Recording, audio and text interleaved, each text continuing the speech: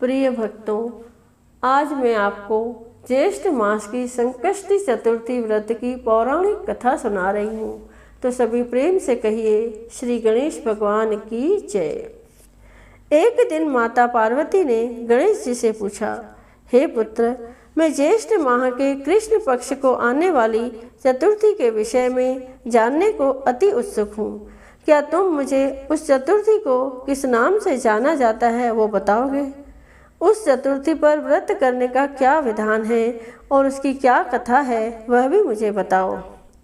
माता पार्वती की बात सुन भगवान श्री गणेश जी बोले, हे माता, ज्येष्ठ माह के कृष्ण पक्ष को आने वाली चतुर्थी को एक दंत संकट चतुर्थी के नाम से प्रसिद्ध है। इस व्रत का अनुष्ठान जो भी मनुष्य पूर्ण श्रद्धा भाव से करता है उसकी सभी मनोकामनाएं सिद्ध हो जाती हैं। इस व्रत में मनुष्य को रात्रि में चंद्र दर्शन करते हुए चंद्र को जल अर्पित करना चाहिए और उसके पश्चात मेरी विधि विधान से पूजा करने के बाद भोजन करना चाहिए। इस व्रत अनुष्ठान के फल स्वरूप मेरे भक्त के सारे कष्ट हर लेता हूँ और उसके सभी कार्यों में आने वाले विघ्न को दूर करता हूँ। अब मैं आपको इस व्रत की कथा सुनाने जा रहा हूँ, अतः ध्यान से सुनो। सतयुग काल में एक परम प्रतापी पृथु नामक राजा हुए। राजा इतने महान थे कि उन्होंने 100 यज्ञ संपन्न किए हुए थे। उन्हीं के राज्य में दयादेव नामक एक ब्राह्मण रहा करते थे। उन्हें वेद शास्त्र में निपुण ऐसे 4 पुत्र थे। उन्होंने अपने चारों पुत्रों का विवाह गृह सूत्र के वैदिक विधान से कर दिया था। एक दिन उनकी 4 पुत्र वधुओं में से सबसे ज्येष्ठ पुत्र वधु ने अपनी सास से कहा, हे सासू माँ, मैं अपने बाल्यकाल से ही संकट नाशक श्री गणेश जी के व्रत करते आई हूँ। मैंने अपने पितृगृह में ही इस पुण्यदायक व्रत का अनुष्ठान किया था। अतः हे कल्याणी, आप मुझे इस शुभ फलदायक व्रत का अनुष्ठान करने की अनुमति प्रदान करें। अपनी पुत्र वधू की बात सुनकर उसके ससुर जी कहने लगे, हे बहू, तुम सभी बहुओं में श्रेष्ठ और ज्येष्ठ हो। तुम्हें यहाँ किसी प्रकार का कष्ट नहीं है और ना ही तुम भिक्षुणी हो। अतः तुम ऐसी स्थिति में किस कारण से व्रत अनुष्ठान करना चाहती हो? हे सौभाग्यवती, यह समय तुम्हारे उपभोग का है। यह गणेश जी कौन है? फिर तुम्हें और करना ही क्या है? अपने ससुर के आग्रह से पुत्र वधू ने श्री गणेश के संकट नाशक व्रत का परित्याग कर दिया। संकट नाशक व्रत का त्याग किया और अपने घर संसार में लीन हो गई। कुछ समय पश्चात ज्येष्ठ वधू गर्भिणी हुई और 10 माह के बाद उसे एक पुत्र रत्न की प्राप्ति हुई। उसकी सास उसे बारंबार व्रत करने से रोकती रही और उसके व्रत अनुष्ठान में बाधा उत्पन्न करने लगी। व्रत भंग होने के फलस्वरूप भगवान गणेश जी उस पर कुपित हुए और पुत्र के विवाह मंगल के दिन पर वधू के सुमंगली के समय उसके पुत्र का अपहरण कर लिया। इस अनहोनी घटना के कारण पूरे मंडप में हड़कंप मच गया। सभी आपस में बातें करने लगे कि लड़का आखिरकार कहाँ गया, किसने उसका अपहरण कर लिया। बारातियों द्वारा मिलने वाले इस समाचार को सुनकर उसकी माता बहुत व्याकुल हो गई और अपने ससुर जी दयादेव से रो रो कर उच्च स्वर में कहने लगी, हे ससुर जी, आपने मेरे गणेश चतुर्थी व्रत को छुड़वाकर महापाप किया है। यह उसी का फल है कि आज मेरे पुत्र का अपहरण हो गया है। अपनी पुत्र वधू के मुख से ऐसे वचन सुन ब्राह्मण दयादेव बहुत दुखी हुए। साथ ही साथ अपने पति के अपहरण की बात सुन होने वाली पुत्र वधू भी बहुत दुखी हुई। अपने पति के वियोग में दुखी पुत्र वधू प्रति माह भगवान श्री गणेश जी की संकट नाशक गणेश चतुर्थी का व्रत करने लगी। एक समय की बात है, भगवान गणेश जी एक वेदज्ञ और दुर्लभ ब्राह्मण के वेश धारण कर उस पुत्र वधू की परीक्षा लेने हेतु भिक्षा मांगते हुए उसके द्वार पर पधारे। ब्राह्मण वेशधारी भगवान श्री गणेश ने उच्च स्वर में कहा, हे पुत्री, मुझे भिक्षा स्वरूप इतने भोजन का दान दो कि मेरी क्षुधा तृप्त हो जाए। उस ब्राह्मण की बात सुनकर उस धर्मपरायण स्त्री ने सर्वप्रथम उस ब्राह्मण का विधिवत पूजन किया। पूर्ण श्रद्धा भाव से भोजन कराने के पश्चात उस ब्राह्मण को वस्त्र अलंकार अर्पित किए। कन्या की सेवा से संतुष्ट होकर ब्राह्मण ने उच्च स्वर में कहा, हे कल्याणी, मैं तुम्हारे सेवा भाव से अत्यंत प्रसन्न हूँ। अब तुम अपनी इच्छा के अनुकूल मुझसे वरदान प्राप्त कर सकती हो। मैं ब्राह्मण वेशधारी गणेश हूँ और तुम्हारी परीक्षा लेने हेतु यहाँ आया हूँ। ब्राह्मण की बात सुन कन्या तुरंत नतमस्तक होकर उनसे निवेदन करने लगी, हे विघ्नेश्वर, यदि आप मेरी सेवा से प्रसन्न हैं तो मुझे मेरे पति के दर्शन करवा दीजिए। कन्या की याचना सुनकर गणेश जी ने कहा, हे मधुरभाषिनी, जैसा तुम चाहती हो वही होगा। तुम्हारा पति तुम्हें अवश्य मिलेगा। कन्या को इस प्रकार मनोवांछित वर प्रदान कर भगवान गणेश जी अंतर्ध्यान हो गए। कुछ ही समय पश्चात कन्या का पति पुनः अपने घर वापस आ गया। यह देखकर सभी बहुत प्रसन्न हुए। सभी स्वजनों की उपस्थिति में विवाह कार्य विधि विधान से संपन्न किया गया। इस प्रकार जो भी मनुष्य पूर्ण श्रद्धा भाव से भगवान श्री गणेश जी की ज्येष्ठ माह की संकष्ट चतुर्थी का व्रत अनुष्ठान करता है, उसकी सभी मनोकामनाएं सिद्ध होती हैं। सभी प्रेम से कहिए, श्री गणेश भगवान की जय। आइए सुनते हैं अमर सुहाग और अमर पीहर देने वाली गणेश भगवान की ये कहानी। तो सभी प्रेम से कहिए, गौरी पुत्र गणेश भगवान की जय हो। बहुत सालों पहले गणेशपुरी नाम का गांव था। उस गांव में विनायक और बिंदु नाम के भाई बहन रहा करते थे। वे दोनों एक दूसरे से बहुत प्रेम करते थे और हमेशा एक दूसरे का ख्याल रखते थे। बिंदु का एक नित्य नियम था। वह हर रोज सुबह घर के सारे काम पूरे करने के बाद अपने भाई विनायक का मुंह देखकर ही खाना खाती थी। कुछ सालों बाद विनायक ने अपनी बहन का विवाह पड़ोसी गांव के ही एक व्यापारी से कर दिया।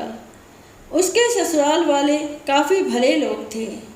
शादी के बाद भी बिंदु ने अपना नित्य नियम कायम रखा। वह हर सुबह ससुराल के घर का काम जल्दी जल्दी खत्म करके अपने मायके भाई का मुंह देखने जाती थी। ससुराल से मायके तक बिंदु जिस रास्ते से जाती थी वह रास्ता खेतों से होकर गुजरता था। वहाँ पर घनी झाड़ियों के बीच एक खेजड़ी के पेड़ के नीचे गणेश भगवान की छोटी सी सुंदर मूर्ति रखी होती थी। बिंदु हर रोज आते वक्त उस मूर्ति के सामने हाथ जोड़कर बोलती थी, गणेश जी, मेरे जैसा अमर सुहाग और मेरे जैसा अमर पीहर सबको दीजिए। इतना कहकर जब वह मायके जाने के लिए निकलती तब घनी झाड़ियों के कांटे उसके पैरों में चुभा करते। एक दिन रोज की तरह बिंदु मायके पहुंची और भाई का मुंह देखकर उसके पास बैठ गई। उसी समय उसकी भाभी की नज़र बिंदु के पैरों पर गई। भाभी ने पूछा कि आपके पैरों में क्या हुआ है।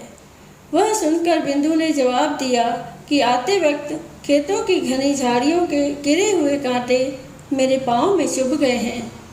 उसके बाद जब बिंदु वापस अपने ससुराल लौट गई तब भाभी ने अपने पति विनायक से कहा कि आपकी बहन के पैरों में कांटे चुभ गए हैं, कल फिर से ना चुभे, इसीलिए आज ही आप रास्ता साफ करवा दीजिए।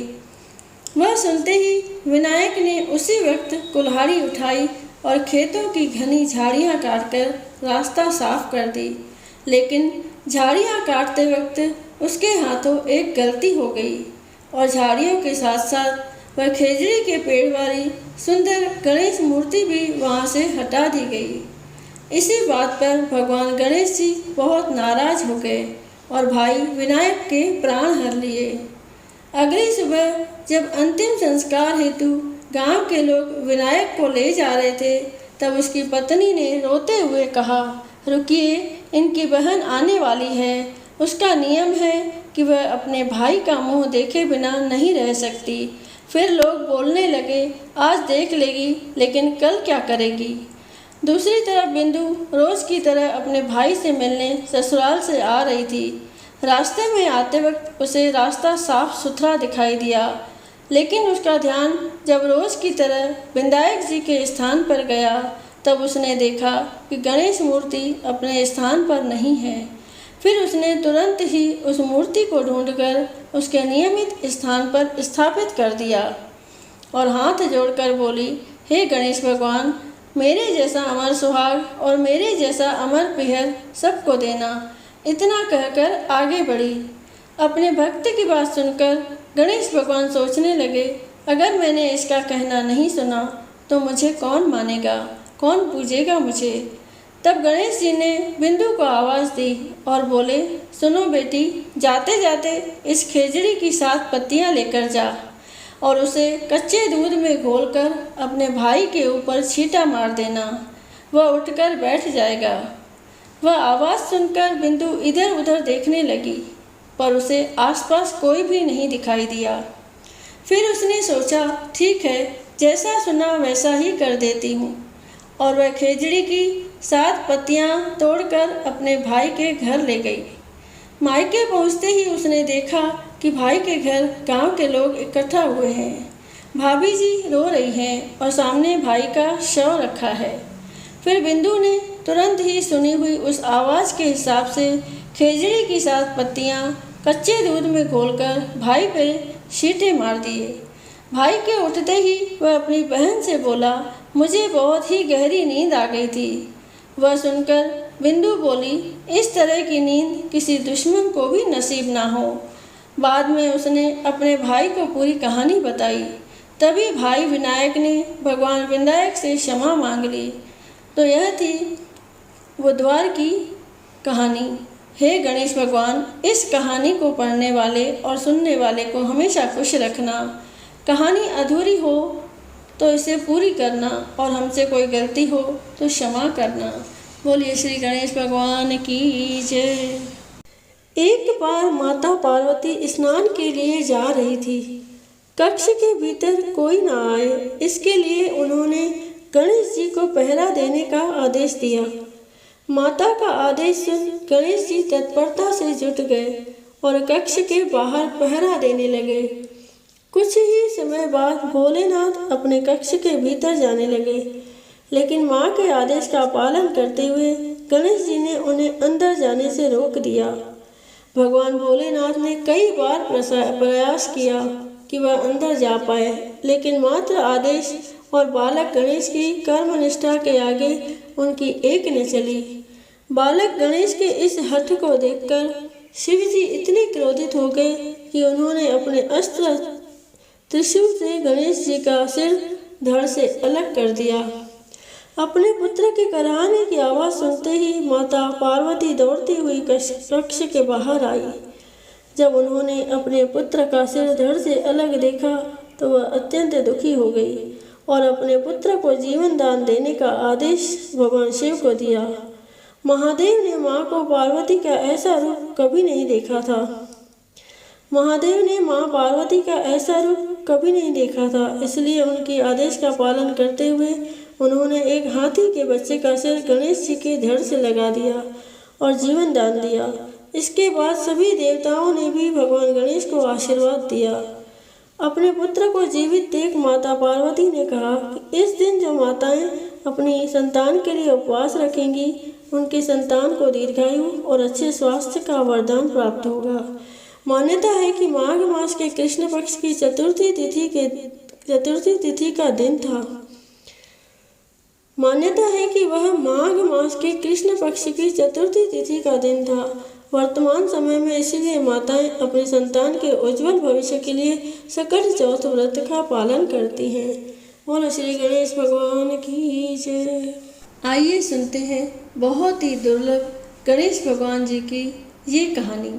तो सभी प्रेम से कहिए, गौरी पुत्र गणेश भगवान की जय हो। एक ब्राह्मण और ब्राह्मणी थे। उनके एक लड़का था। लड़का गणेश जी का परम भक्त था।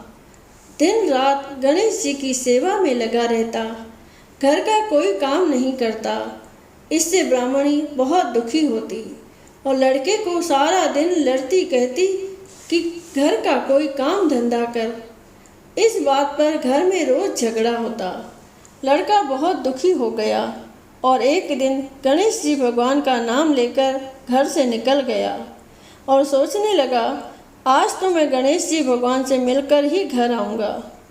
लड़का जय गणेश बोलते बोलते बहुत दूर घने जंगल में चला गया और ज़ोर ज़ोर से गणेश जी को पुकारने लगा। लड़के को डर भी लगने लग गया। अब ज़ोर ज़ोर से रोते रोते बोलने लगा, जय गणेश जी, जय गणेश जी। तब गणेश जी का सिंहासन हिलने लगा। रिद्धि सिद्धि बोली, महाराज, कोई भक्त सच्चे मन से आपको पुकार रहा है, आपको उसकी रक्षा करनी चाहिए। तब गणेश जी भगवान बूढ़े ब्राह्मण का वेश धारण कर बालक के पास आए और बोले, लड़के क्यों रो रहे हो? तब बालक बोला, आज मैं गणेश जी से मिलने घर से निकला, चलते चलते इतना दूर आ गया, पर गणेश जी भगवान नहीं मिले।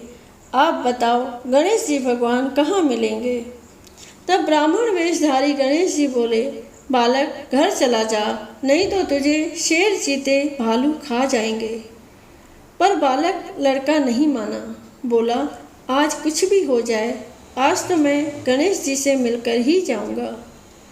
गणेश जी भगवान लड़के पर बहुत प्रसन्न हुए और लड़के को दर्शन दे दिए। लड़का गणेश जी को देखकर बहुत खुश हो गया।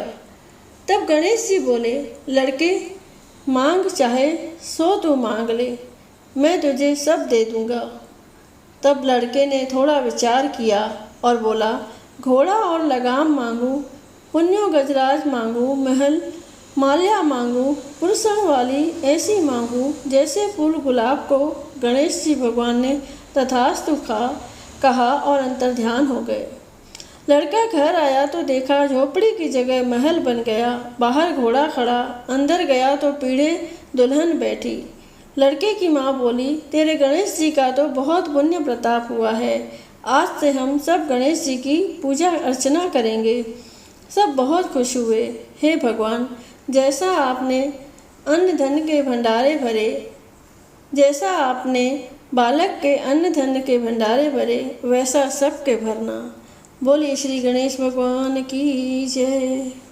गणेश भगवान की आरती। जय गणेश जय गणेश जय गणेश देवा, जय गणेश जय गणेश जय गणेश देवा। माता जाकी पार्वती पिता महादेवा, माता जाकी पार्वती पिता महादेवा। एक दंत दयावंत चार भुजाधारी, चार भुजाधारी, मस्तक सिंदूर सोहे मूसे की सवारी, मूसे की सवारी। हार चढ़े फूल चढ़े और चढ़े मेवा, लड्डुअन का भोग लगे संत करे सेवा। जय गणेश जय गणेश जय गणेश देवा, माता जाकी पार्वती पिता महादेवा। अंधन को आँख देते, कोढ़ियन को काया, कोढ़ियन को काया। बांझन को पुत्र देते, निर्धन को माया, निर्धन को माया। पान चढ़े फूल चढ़े और चढ़े मेवा, लड्डुअन का भोग लगे संत करे सेवा। जय गणेश जय गणेश जय गणेश देवा, माता जाकी पार्वती पिता महादेवा।